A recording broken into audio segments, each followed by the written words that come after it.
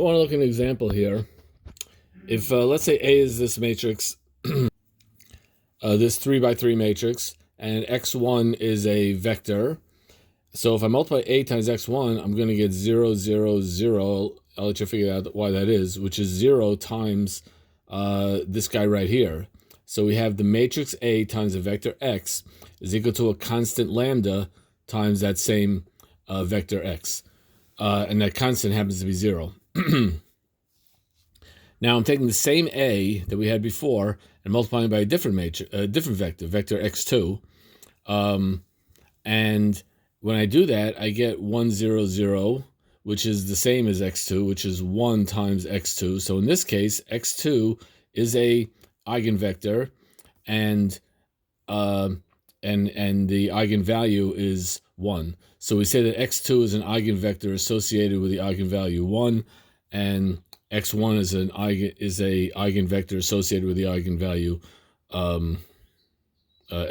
0. Yay, that's how that works. Now, you're probably wondering, gee, what's this have to do with vector space? It's funny you should ask. The set of all eigenvectors of lambda. So if I have a given lambda, the set of all eigenvectors plus combined with the zero vector forms a subspace of Rn. So first thing I want to say is that zero vector is not considered an eigenvector. Even though in a way it should be, because anything times a zero vector is just zero, but it just doesn't count.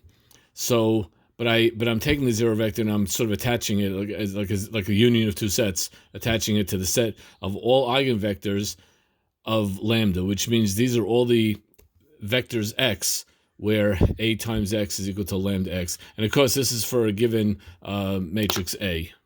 The proof is actually pretty straightforward. First of all, if x is an eigenvector of lambda and c is a scalar, let's see if cx is also an eigenvector. Well, the matrix A times the vector cx, I could pull the c out. We learned that. That's c times ax, but ax is lambda x, and then I just switch c lambda x. C and lambda are just scalars, just constants. Is going to be lambda times cx, which means the matrix A times the vector cx is lambda times that same vector cx. So we see that the vector cx is a eigenvector of lambda as well, associated with matrix A and blah blah blah. Now let's say x1 and x2 are two different eigenvectors of lambda, right? Corresponding with the matrix A and blah blah blah. So let's look at what happens when I add x1 plus x2 and multiply. So if I multiply A times the sum, well, that we could distribute. We know we can distribute matrix multiplication. So that's ax1 plus ax2, but that's lambda x1 plus lambda x2.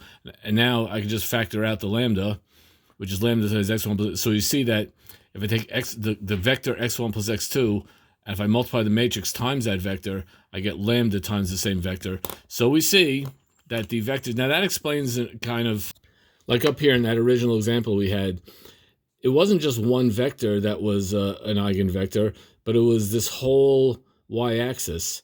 And there's because let's say the vector 0, 1 is an eigenvector, but any multiple of that, which means any vector running up and down the y-axis is and here also anything on the x-axis, because any scalar multiple. Now I can't necessarily combine this purple vector and that red vector to get the sum and turn that into because the purple vector is associated with the eigenvalue of 1, and the red vector is associated with the eigenvalue of -1.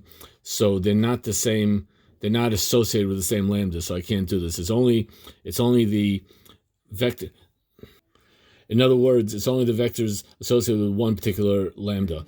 Now, the vectors associated with the first lambda equal +1, that's the entire y-axis. We know that a straight line to the origin is going to be a subspace of R2.